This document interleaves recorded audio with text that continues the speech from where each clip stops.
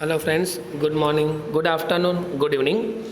आपने प्रकरण नंबर 7 नियंत्रण અને સંકલન એમાં લાસ્ટ 4 લેક્ચર કમ્પ્લીટ કર્યા છે, બરાબર છે। આ લેક્ચરોની અંદર આપણે શરૂઆતથી ચેતાપેશીઓની વાત કરેલી, ચેતાતંત્રની વાત કરેલી, પરાવર્તી ક્રિયાઓ, પરાવર્તી કમાન્ડની વાત કરેલી એની અંદર।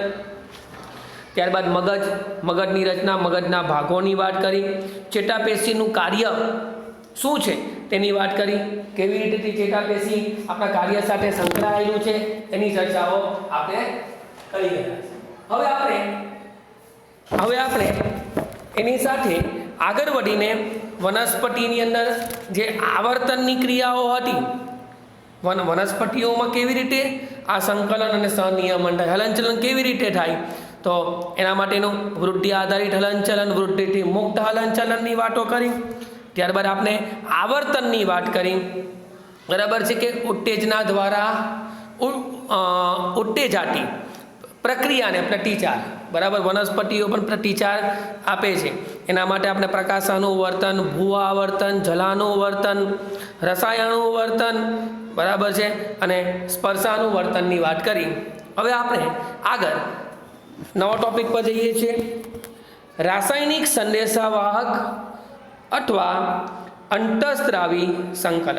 આપણે કીધું કે જો પ્રાણી હોય તો પ્રાણીઓની અંદર સંકલન અને સહનિયમન માટે અંતઃસ્ત્રાવ તો છે જ, સાથે સાથે પ્રાણીઓની અંદર ચેતાતંત્ર છે અને સાથે સાથે અંતઃસ્ત્રાવો પણ ભાગ ભજવે છે, પરંતુ વનસ્પતિઓમાં આ કાર્ય માટે ચેતાતંત્ર હોતું નથી। પ્રાણીઓમાં ચેતાતંત્ર છે કે જે ચેતાતંત્રની સાથે બીજું અંતઃસ્ત્રાવી તંત્ર પણ છે કે જે સંકલન અને સહનિયમન બંને કાર્ય કરી દરેક ક્રિયાઓનું નિયમન કરે છે, બરાબર છે, પરંતુ વનસ્પતિઓમાં આવું ચેતાતંત્ર હોતું નથી। એટલા માટે અહીંયા આપણે આવા અંતઃસ્ત્રાવી સંકલનની વાત કરવાની છે કે પ્રાણી શરીરમાં દરેક કોષ સુધી ઉર્મિવેગ પહોંચી શકતા નથી। કોષોની વચ્ચે સંદેશાવહન માટે અન્ય વ્યવસ્થાની જરૂર પડે છે, કારણ કે એક ભાગમાંથી બીજા ભાગની અંદર ચેતાતંત્ર છે ખરું, પણ ચેતાતંત્ર એ દરેક અંગો સુધી આ ઉર્મિવેગનું વહન, ઉર્મિવેગ દરેક અંગો સુધી પહોંચી શકતા નથી। તેથી કોષો વચ્ચે સંકલન કરવા માટે, સંદેશા વહન કરવા માટે આપણે એક અન્ય વ્યવસ્થા છે, આ છે અંતઃસ્ત્રાવી સંકલન।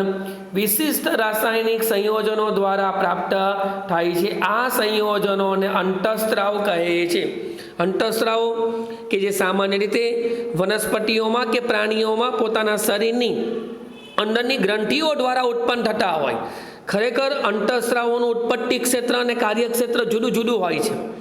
જ્યાં ઉત્પન્ન થતું હોય ત્યાં તે ઉપયોગમાં લેવાતું નથી, એનું ઉપયોગી સ્થાન, કાર્યક્ષેત્ર જુદું હોય। તો અંતઃસ્ત્રાવી સંકલન વિશિષ્ટ રાસાયણિક સંયોજનો દ્વારા પ્રાપ્ત થાય છે। આ સંયોજનોને અંતઃસ્ત્રાવો જે કોષોની સપાટી પર વિશિષ્ટ અણુઓ હોય તેમાં પ્રસરણ પામે છે। ખાસ કરીને પ્રાણીઓની અંદર ગ્રંથિઓ દ્વારા ઉત્પન્ન થયેલો અંતઃસ્ત્રાવો સીધો રુધિરમાં કે લસિકા દ્વારા ભળે અને શરીરના જે તે કાર્યકારી અંગ સુધી પહોંચે છે। સેમ વનસ્પતિઓમાં પણ ઉત્પન્ન થયેલા અંતઃસ્ત્રાવો જલવાહક અને અન્નવાહક પેશીઓમાં ભળી જે તે કાર્યકારી અંગ સુધી, ભાગ સુધી એ પહોંચે છે।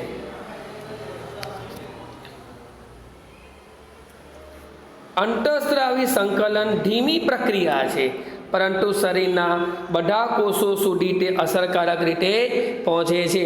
આ જે પણ અંતઃસ્ત્રાવી સંકલન છે, આપણે એક્ઝામ્પલ તરીકે નોર્મલ એક્ઝામ્પલ આપું કે આપણે માથું દુખે છે, આપણે એની દવા પીએ છીએ, તો જો દવા આપણે મુખ વાટે લઈએ છીએ, પાણી પીએ છીએ, આ દવા આપણી ખરેખર જઠરમાં જાય છે, જઠરમાંથી પાણીના અણુઓ દ્વારા એ દવા છૂટી પડે છે, જઠરમાંથી આંતરડામાં જાય, તો થોડી મિનિટ પછી આપણું માથું દુખતું બંધ થઈ જાય છે। હવે આનું કારણ, તો એનું કારણ એક જ છે કે આપણે જે દવા પીધી છે, દવાના અણુઓ જ્યારે છૂટા પડી ગયા ત્યારે તે પાણી સાથે ભળી ગયા, પાણીમાંથી તે રુધિરમાં ભળી ગયા, અને રુધિર આપણા સમગ્ર શરીરમાં ભ્રમણ કરતું હોય છે, જેને કારણે જે તે આપણા શરીરના ભાગો દુખતા હોય બરાબર છે, તો ત્યાં એ દવા પહોંચશે પછી રુધિર વાટે અને ત્યાં સારું થઈ જાય છે. આવું જ અંતઃસ્ત્રાવનું જે સંકલન છે ધીમી પ્રક્રિયા છે, પરંતુ શરીરના બધા કોષો સુધી તે અસરકારક રીતે પહોંચે છે. અંતઃસ્ત્રાવી સંકલન વનસ્પતિ અને પ્રાણીઓ બંનેમાં અસરકારક હોય છે. અંતઃસ્ત્રાવી સંકલન બંનેમાં જ છે. પ્રાણીઓની અંદર અંતઃસ્ત્રાવની સાથે ચેતાતંત્ર છે, વનસ્પતિઓમાં માત્ર અંતઃસ્ત્રાવી તંત્ર દ્વારા જ સંકલન અને સહનિયમન થાય છે. વીજ આવેગોની સરખામણી માટે વધારે સ્થાયી અને લાંબા સમયની હોય છે. આ જે વીજ આવેગ છે કે જે એકાએક કોઈ સંવેદના ઉત્પન્ન થાય એ ક્ષણિક હોય, ટૂંકી હોય, જ્યારે આ અંતઃસ્ત્રાવી સંવેદનાઓ કે અંતઃસ્ત્રાવી જે સંકલન છે એ લાંબા સમયની પ્રક્રિયા છે. અંતઃસ્ત્રાવના સંશ્લેષણ સ્થાન તેના કાર્યથી દૂર હોય છે. હું શબ્દ બોલી ગયો કે અંતઃસ્ત્રાવનું ઉત્પત્તિ ક્ષેત્ર અને કાર્યક્ષેત્ર જુદું હોય છે. બરાબર છે. એટલે અહીંયા ટોપિક છે આપણો કે રાસાયણિક સંદેશાવાહક અથવા અંતઃસ્ત્રાવી સંકલન. શું કીધું? પ્રાણી શરીરના દરેક કોષ સુધી ઉર્મિવેગ પહોંચી શકતો નથી, તેથી કોષોની વચ્ચે સંદેશા વહન કરવા માટે શું હોય છે? અન્ય વ્યવસ્થા. અંતઃસ્ત્રાવી સંકલન વિશિષ્ટ રાસાયણિક સંયોજનો દ્વારા પ્રાપ્ત થાય છે અને શું કહે છે? આવા સંયોજનોને અંતઃસ્ત્રાવ કહે છે. અંતઃસ્ત્રાવો જે કોષની સપાટી પર વિશિષ્ટ અણુઓ હોય તેમાં તેઓ પ્રસરણ પામે છે. અંતઃસ્ત્રાવી સંકલન ધીમી પ્રક્રિયા છે, પરંતુ તે શરીરના બધા કોષો સુધી અસરકારક રીતે પહોંચે છે. અંતઃસ્ત્રાવી સંકલન વનસ્પતિ અને પ્રાણીઓ બંનેમાં થાય. બરાબર, પણ પ્રાણીઓમાં મેં તમને કીધું તે પ્રમાણે અંતઃસ્ત્રાવની સાથે ચેતાતંત્ર પણ હોય છે. વીજ આવેગની સરખામણીમાં તે વધારે સ્થાયી છે અને લાંબા સમયની હોય છે. અને અંતઃસ્ત્રાવના સંશ્લેષણનું સ્થાન તેના કાર્યથી જુદું હોય છે. વનસ્પતિ અંતઃસ્ત્રાવોની ચર્ચા કરવાની છે. અગત્યનો ટોપિક છે વનસ્પતિ અંતઃસ્ત્રાવો. મેં તમને કીધું કે પ્રાણીઓની અંદર કાર્ય કરવા માટે, નિયંત્રણ અને સંકલન માટે ચેતાતંત્ર અને અંતઃસ્ત્રાવી તંત્ર બંને છે, જ્યારે વનસ્પતિઓમાં સંકલન અને સહનિયમન માટે માત્ર ને માત્ર અંતઃસ્ત્રાવી તંત્ર જ આવેલું છે. તો આવું અંતઃસ્ત્રાવી તંત્ર શેના સાથે સંકળાયેલું છે?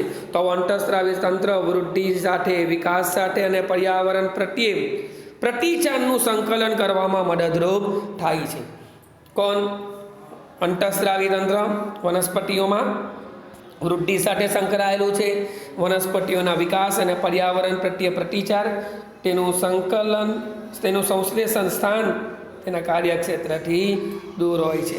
નોર્મલ જ વાત છે કે હંમેશા અંતઃસ્ત્રાવનું ઉત્પત્તિ ક્ષેત્ર અને તેનું કાર્યક્ષેત્ર જુદું હોય છે. આવા વનસ્પતિઓમાં મુખ્ય બે પ્રકારના અંતઃસ્ત્રાવ આવેલા હોય છે. એક વૃદ્ધિ પ્રેરક અંતઃસ્ત્રાવ અને બીજું વૃદ્ધિ અવરોધક અંતઃસ્ત્રાવ. વૃદ્ધિ પ્રેરક એટલે શું છે? વૃદ્ધિને ઉત્તેજન આપે. શરીરના વનસ્પતિઓની અંદર ઘણા બધા અંગો છે, જેમ કે પાન, ફળ, ફૂલ, પુષ્પનું ખીલવું, પ્રકારનું ખીલવું, મૂળની વૃદ્ધિ, વનસ્પતિઓમાં ફળ ફૂલ આવવા, આ બધા વૃદ્ધિ પ્રેરક અંતઃસ્ત્રાવોને કારણે થાય છે. જ્યારે બીજું હોય છે વૃદ્ધિ અવરોધક. અવરોધકમાં શું હોય? પર્ણ ખરી પડવા. બરાબર છે. તો આવા વૃદ્ધિ પ્રેરક અંતઃસ્ત્રાવોની વાત કરીએ. સૌથી પહેલું તો એમાં છે વૃદ્ધિ પ્રેરક અંતઃસ્ત્રાવમાં પહેલો છે ઓક્સિન. બરાબર, ઓક્સિન પણ બોલીએ અમુક વાર. ઓક્સિન તે પ્રરોહના અગ્રભાગે સંશ્લેષણ પામે છે. પ્રરોહ એટલે પ્રકાંડની ટોચમાં જ્યાંથી પેલું પ્રકાંડમાં પર્ણ આગળ ફૂટા કરતું હોય એ એના આગળના ભાગે પ્રરોહાગ્ર. પ્રરોહ એટલે પ્રકાંડના અગ્રભાગે, જેને પ્રરોહાગ્ર કહેવાય, ત્યાં નિર્માણ પામે છે. તે કોષોની લંબાઈમાં શું કરે છે? વૃદ્ધિ. એટલે તો કયું? વૃદ્ધિ પ્રેરક અંતઃસ્ત્રાવ. જ્યારે વનસ્પતિ પર એક બાજુથી પ્રકાશ પડતો હોય ત્યારે ઓક્સિન પ્રકાશ ના પડતો હોય તેવી બાજુ પ્રસરણ પામે છે. બરાબર, અમુક વાર એવું થતું હોય કે વનસ્પતિ ઘટાદાર હોય, વૃક્ષ મોટું હોય, તો એના ઉપરના પર્ણો ઉપર પ્રકાશ પડતો હોય, મતલબ એના નીચેના ભાગના પર્ણો ઉપર પ્રકાશ ના પડતો હોય તો શું તે ભાગોમાં વૃદ્ધિ નહીં થતી હોય? શું તે ભાગોમાં ખોરાક નહીં બનતો હોય? ના, એવું નથી. તો એવી જગ્યાઓ ઉપર ઓક્સિન અથવા ઓક્સિન પહોંચે છે અને એ બાજુ પ્રસરણ પામે છે અને ઓક્સિનની ચોક્કસ સાંદ્રતા પ્રકાશથી દૂર રહેલી પ્રરોહની કોષોની લંબાઈમાં પણ વૃદ્ધિને ઉત્તેજે છે. જોઈ લેજો, વનસ્પતિ સૂર્યપ્રકાશની હાજરીમાં વૃદ્ધિ પામે બરાબર, પણ જે ભાગોમાં વનસ્પતિની અંદર જે પર્ણોમાં પ્રકાશ નહીં પહોંચતો હોય તો એ ભાગોનો વિકાસ અટકી પડતો નથી. કારણ કે જે ભાગોમાં પ્રકાશ પડે છે ત્યાં નિર્માણ પામેલો ઓક્સિન જ્યાં પ્રકાશ નથી પડતો તે ભાગોમાં પહોંચી જાય અને એ ભાગોના પર્ણ, એના કોષો, એની લંબાઈમાં વધારો કરે છે. આથી વનસ્પતિ પ્રકાશ તરફ વળતી જોવા મળે છે. એટલે હંમેશા મેં તમને કીધેલું કે આપણી વનસ્પતિ કઈ દિશામાં વૃદ્ધિ પામે? જે બાજુથી પ્રકાશ આવતો હોય એ બાજુથી વૃદ્ધિ પામે. આમ ઓક્સિન પ્રકાશાનું વર્તન માટે જવાબદાર છે. ઓક્સિન વૃદ્ધિ પ્રેરક અંતઃસ્ત્રાવ છે, તે એના વિશે એકવાર ચર્ચા ફરીથી કરી લઈએ. શું કીધું? તે પ્રરોહના અગ્રભાગે સંશ્લેષણ પામે છે, તે કોષની લંબાઈમાં વૃદ્ધિ કરે છે. વનસ્પતિ પર એક બાજુથી પ્રકાશ પડતો હોય ત્યારે ઓક્સિન પ્રકાશ ન પડતો હોય તે બાજુ પ્રસરણ પામે છે અને ઓક્સિનની ચોક્કસ સાંદ્રતા પ્રકાશથી દૂર રહેલા પ્રરોહોની લંબાઈમાં પણ તે વધારો કરે છે. એટલે કે હંમેશા આ વનસ્પતિઓ પ્રકાશ તરફ વળે છે, એ પ્રકાશાનું વર્તન માટે જવાબદાર છે. પછી બીજો અંતઃસ્ત્રાવ છે, વૃદ્ધિ પ્રેરક જ અંતઃસ્ત્રાવ છે, જિબ્રેલિન. તે પ્રકાંડની વૃદ્ધિમાં મદદરૂપ કરે છે. પેલો આગળનો જે ટોપિકની વાત કરી, કયો? ઓક્સિન, કે જે પ્રરોહાગ્રમાં વૃદ્ધિ પામે છે, બરાબર છે, અને પર્ણ કે કોષની લંબાઈમાં વધારો કરે છે. જોઈ લો, આગળ લખેલું હતું કોષની લંબાઈમાં વૃદ્ધિ કરે છે, બરાબર છે. જ્યારે આ પ્રકાંડની વૃદ્ધિ માટે મદદરૂપ થાય છે. બીજો છે સાઇટોકાઇનિન. ઝડપી કોષ વિભાજન થતું હોય તેવા વિસ્તારોમાં કોષ વિભાજન, જાણીએ છીએ આપણે કે એ કોષ વિભાજનનો મતલબ એક કોષમાંથી બે, બેમાંથી ચાર, ચારમાંથી આઠ, જેને કારણે કોષોની સંખ્યા વધે છે. કોઈ પણ સજીવ કોષ વિભાજનની ક્રિયા દ્વારા જ પોતાના જેવા બીજા સજીવોનું નિર્માણ કરે છે અને પોતાની વસ્તી, પોતાની સંખ્યામાં વધારો કરે છે.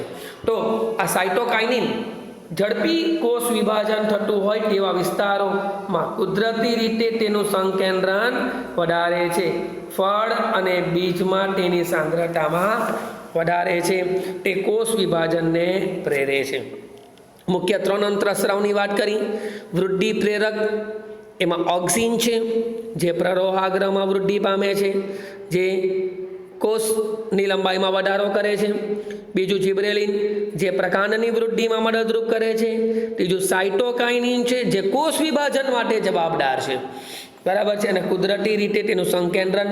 તે ઉપરાંત ફળ અને બીજમાં તેની સાંદ્રતા વધારે છે. અને બીજું એક છે વૃદ્ધિ અવરોધક અંતઃસ્ત્રાવ. પેલા વૃદ્ધિને પ્રેરે, જરા વૃદ્ધિને અવરોધે. વૃદ્ધિ પ્રેરક 3: ઓક્સિન, જિબ્રેલિન, સાઇટોકાઇનિન.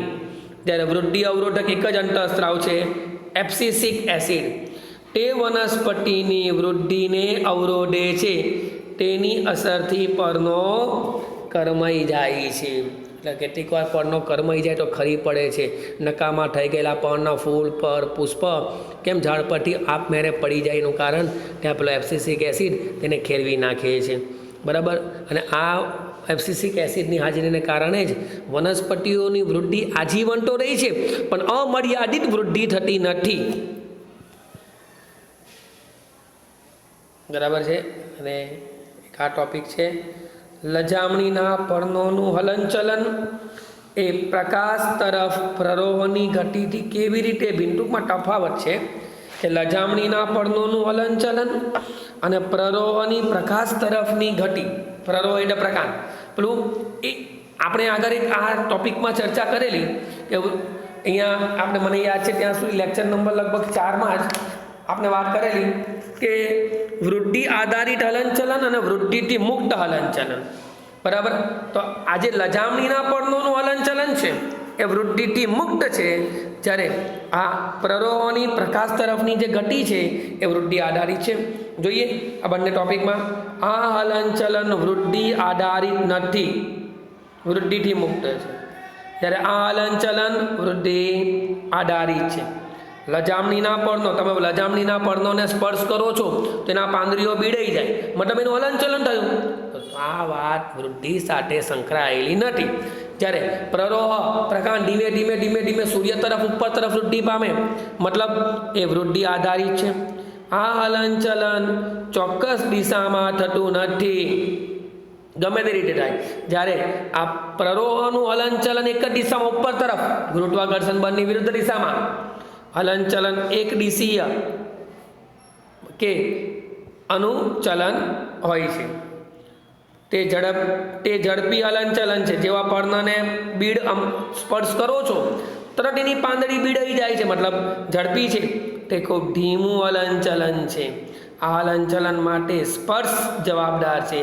આ હલનચલન માટે ઓક્સિન જવાબદાર છે. કારણ કે આપણે કીધેલું ઓક્સિન જ છે કે જે પ્રરોહાના અગ્રભાગે છે, બરાબર છે. પ્રકાશ જવાબદાર છે કે જેને કારણે વનસ્પતિ ઉપર તરફ વૃદ્ધિ પામે છે. ઓકે.